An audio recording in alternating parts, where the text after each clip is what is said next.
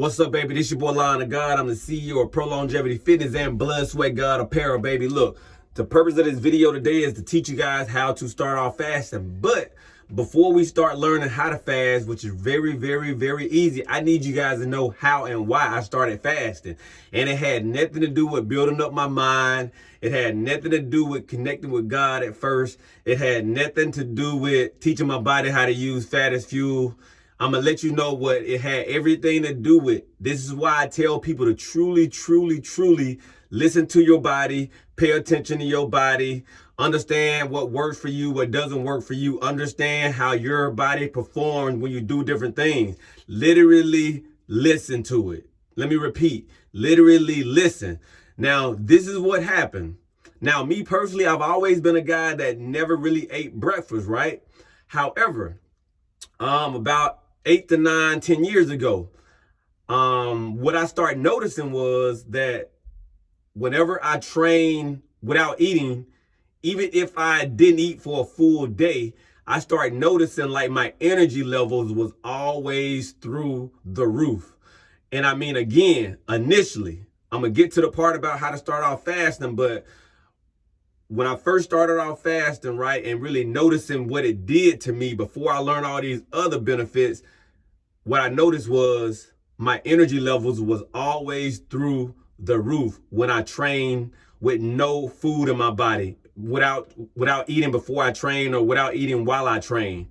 So initially, right, again, I'm running 3 miles, 4 miles, 5 miles, 10 miles, whatever. I'm training 3 to 12 hours a day, all day, no fasting. Now, again, I worked my way up to this long amount of time, but what happened was I started noticing like when I ate food or when I did try to fuel along the way, during those moments, my energy levels or my endurance or my whole mental intellect about training like plummeted. So again, everything about me, from my laser focus, my mental focus, my spiritual focus, literally went downhill. And again, I only noticed these things because I literally, truly pay attention to my body when I eat, when I drink water, when I sleep, everything about me, every moment of the day, the people I place myself around and everything. So initially I start doing research. If you really want to grow, right, it's being one of the best in the game, you got to grow. You can't reach a level and say, I'm done learning. Because again, look, if you being the best, baby, it's a continuous learning process. So again, if you're trying to be the best, or even if you're just trying to be the best that you can be, learning is never ending. You never get finished with learning. I mean, I'm still learning right now as I sit in this 146-degree sauna right now, baby. I'm still learning as I talk. As I deliver my message right now, I'm learning what actually works. So again, I started doing research. And the first thing I went to Google, I typed in training while fasted, or, what happens when your body has no food, so on and so forth. The first article I pulled up, and believe it or not, it all makes sense, and it's going to make sense to you. You remember back in the day when you used to go swimming, right? And they told you not to eat before you go swimming. 9 times out of 10, if you ate before you started to swim, you would catch a cramp or do something like that, right? So the whole purpose behind not eating before you swim, because again, if you catch a cramp on land, you can just stop, sit down, do whatever you needed to do and, let the cramp go on about its business. But if you half of a mile out in the water, you catch a cramp, there's no, let me just chill. It's sink or swim. I'm about to die, right? So the thing is, and again, we still gonna get to fasting, but this is why I started fasting at the level that I fast. So when we fast, right, when we work out or whatever we do, we're basically telling our bodies that the food is no longer there's no food to be digested, right? So just like the guy that is swimming, if you eat before you swim, guess what your body is doing right now? Your cardiovascular system, your cardiorespiratory system is actually splitting the amount of oxygen-rich blood that is being sent to the digestive system to the worker muscles. So again, Every organ in your body is now splitting the things that they're doing. So what does this do to an athlete or to somebody that's actually putting in work? Common sense. Listen closely. So if you're about to swim or about to run or whatever it is you're about to doing, and your body is digesting food, so now let's just say my heart, right? My heart has to now send quality oxygen-rich blood to my digestive system to digest food, also to my legs, to my arms, to my back. So let's just say I catch a cramp while I'm running. I just stop. You know what I mean? Or I catch a cramp in my stomach because I ate too much. I just stop. Or I catch a cramp in my leg because, again, my leg can't get the amount of oxygen that it needs. I stop and I'm done. But let's just say the guy that's swimming, just say you a quarter of a mile out, half a mile out, no boat around. You ate before you went to swim. Guess what happened? Your body is now splitting. Now, when you swim, you're using almost every muscle in your body. So let's just say you ate before you swam, a few minutes before, an hour or two before. Your body is digesting that food. So now your body has, again, your heart, your lungs, your mind, everything has to split up the workload. So what actually takes place? So the guy that ate before he went to swim or whatever the case may be at that moment. Now, we're not talking about down 3, 4, 5, 10 hours when you literally have no fuel in the tank and you got to do what you got to do to gain more fuel, unless you mandate your body to start using, fat as fuel. So many different avenues we can go, but we're going to stay true base level. So the guy that ate before he started swimming, check this out. You're about to catch a cramp because now your body is splitting the quality oxygen-rich blood that is being sent to the digestive system. And guess what? Your working muscles, which is your arms, your back, your legs, your glutes, your neck, your hip flexors, your glutes, your quads, like your ankles, like everything is literally at a loss right now. So guess what happens because of the split of quality oxygen-rich blood and quality oxygen? Those working muscles, right, guess what? Can't perform at the level that they truly need to perform. So now they start shutting down. Check this out. Now, the guy that didn't eat before he ran or before he swam, guess what? When he starts running or when he starts swimming or when he starts biking or when he starts lifting, guess what is taking place?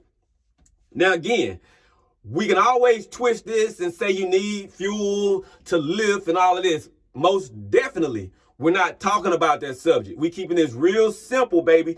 We talking about the one point right now. The muscles that are working, getting all of the oxygen and blood flow that it can possibly get so it can stay at its optimal level. So the person that didn't eat before they start training, whether it's biking, running, swimming, whatever it is, now the heart and the lungs are sending all quality oxygen-rich blood to those working muscles.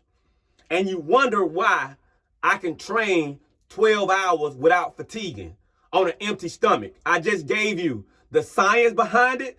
I just gave you my real life fact behind it.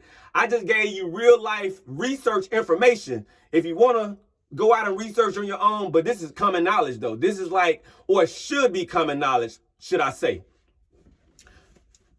So that is why I can sit in 146 degree heat sauna right now and give you guys this great piece of information about fasting and not even bust a sweat, but I'm sweating, right? I mean, I got to sweat because I'm 146 degrees with a hoodie on. But again, baby, that is the true science. Those are the true facts. Like, I didn't need a doctor to tell me that. Even if I didn't know what took place, because I didn't know what took place initially, right? But I knew what my body was doing. Like, I knew that I was performing like crazy when I didn't eat. And I knew that there was a reason for it. Like, come on. It makes sense. If you got 2 trucks and you got a gallon of gas, if you split that gas up between the 2 trucks, they can't go as far. Common sense. I'm here to, look, when I come to a debate or when I come to an argument or when I come to deliver a message, I'm coming with facts, baby, and I'm coming with the most simplistic ways to get you to understand. Now, if I got 1 truck now and I put that whole gallon in that 1 truck, guess what? That 1 truck gonna get the farthest than the 2 trucks that I had to split that gallon with. That is fact. There's no way around it. Literally, there's no way you can twist it to make it any different. The exact same truck, the exact same fuel, on the exact same day, with the exact same load. Literally. You split it between 2 different trucks that are the same ones. They're both will not go as far as the 1 truck with all of the fuel. Period. And that's how our bodies work, baby. Again, God created our bodies to do what? Work. Like, our bodies really don't need our assistance to do what it needs to do to survive, right? However, if indeed we make like logical decisions, then we give our bodies even greater chances to be great, right? Or greater chances to have even longer longevity. So that is the reason why I started out fasting, right? And I hope that really made sense. There's many other reasons why you want to fast. But again, that's why I started fasting, because I saw the immediate difference and how I train as far as an intensity up front and over a prolonged day and over a prolonged week, years, baby. 10 years later, I'm 40 right now. Look at me. I ran 50 miles with COVID-19 in 10 hours and 52 minutes, and I finished 3rd. Again, I ran 30 miles after I fasted 7 days. On 7-day fast, I ran 30 miles on a 7-day. So again, the misinformation that is literally throughout the industry is crazy. That's why me personally, I stick with people that literally know what they're talking about, right? I don't debate with people. I don't argue with people, because I'm out here living the life that I'm out here delivering. Now, again, everybody's going to like progress differently, right? But again, the body is the body. It only works one way. You cannot rewrite how God wrote us to work.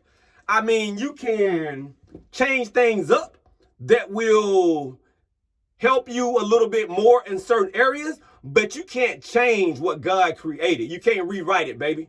Like, whatever your DNA was written for you to do, you cannot undo it.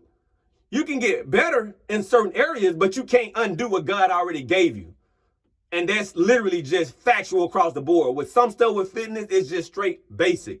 It's like living in a calorie deficit. You live in a calorie deficit, you're going to lose fat, you're going to lose weight. Period. Ain't no way around it. Everybody can try to twist it or do what. But just because you lose fat or just because you lose weight won't mean you're going to be shredded like me if you're not putting in the same work that I'm putting in.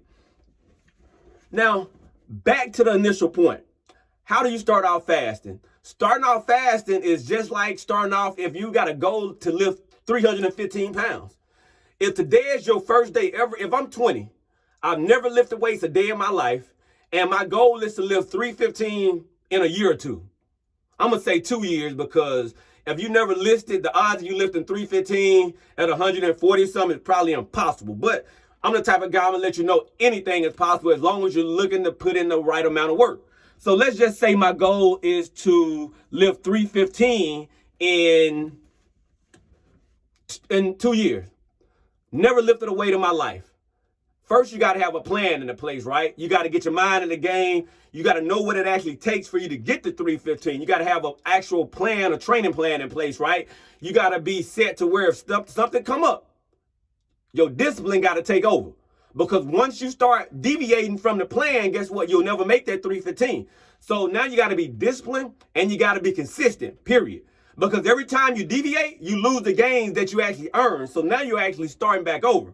So now, since we got that out the way, so basically, just like if your goal is to bench 315, gradually over the months, right? Over the days, over the weeks, you got to increase your weight. You got to get more endurance. You got to work on strength training. You got to work on your heart. You got to work on all these great things. You got to sleep right. You got to hang around positive people. You got to have nice little heart conditioning. You know what I mean? Your tendons got to be good. Your bones got to be good. Like, literally everything about you got to be A1, right?